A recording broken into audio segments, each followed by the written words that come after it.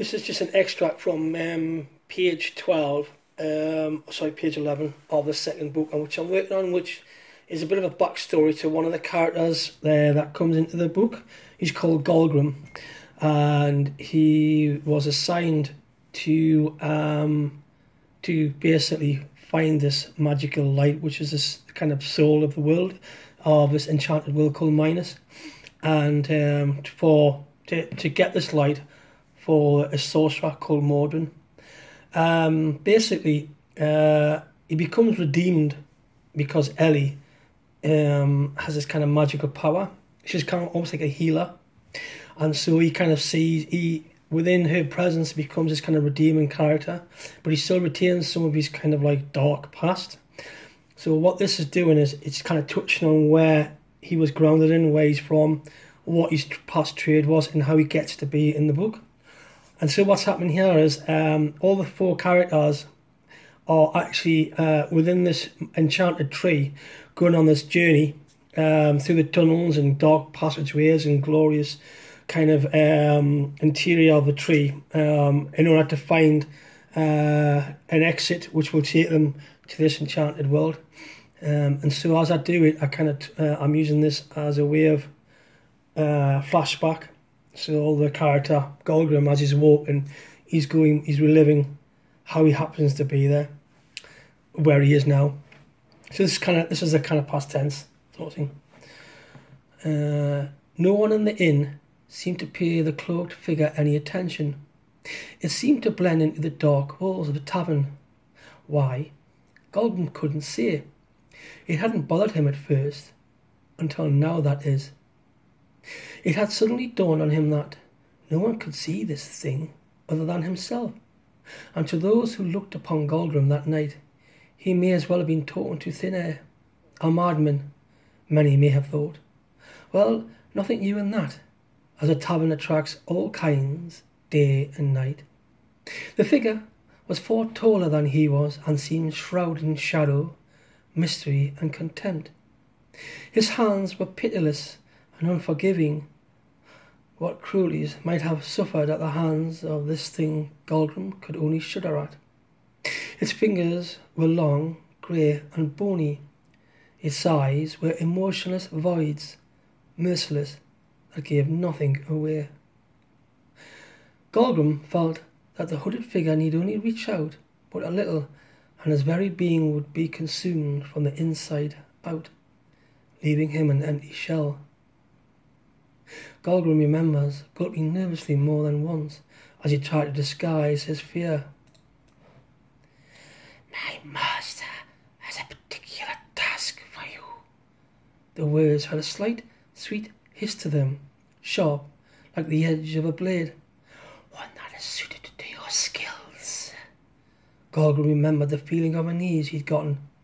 His voice was cold and as clear as a winter's day, sly and unforgiving, with just a hint of restrained contempt.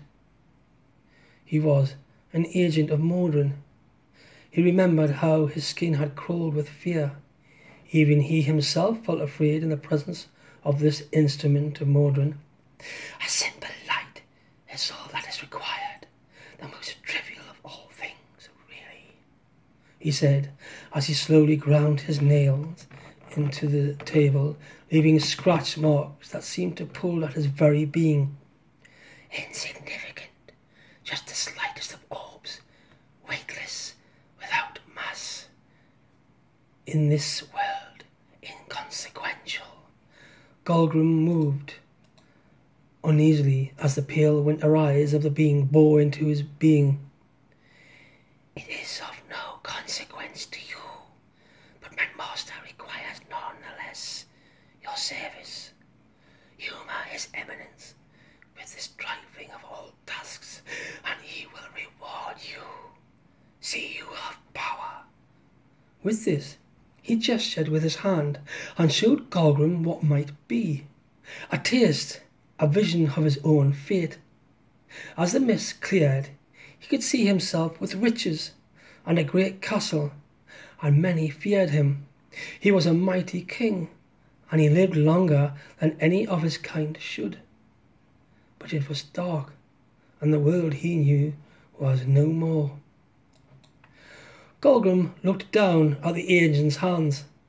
"Place it within this simple box," he said callously. "Kill the child and take what is rightfully Mordvin's." "Kill the child?" Golgrim had repeated. He said it like it was an afterthought. He mused over the simple request. "Return with it, and don't come back at all." Golgrim was brought back by the sound of Dylan's voice complaining of a stone in his boot. They moved quietly through the narrow passageways of the tree, whilst Dylan seemed preoccupied with his left boot.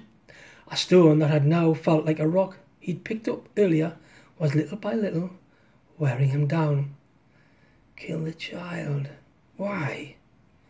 "It's not your place to ask why," hissed the hooded figure as its nails dug even deeper into the wood of the table. The agent at Mordrin seemed to glower over Golgrim, then to grow bigger and more threatening, as if the darkness might consume the whole room, snuffing out the light and the world around it. Golgrim remembers how he'd felt as a cold chill like the floodwater crept into his skin and clothes. "She is of nothing other than a minor inconvenience to my master," he'd said as the darkness passed. "Nevertheless, he will see her gone." Golgrim recalls, with a dry throat, how he'd moved on his chair uncomfortably, how he looked for an opportunity to flee, but then realised it was hopeless. Well, that might give you some idea of the backstory to one of the characters called Golgrim.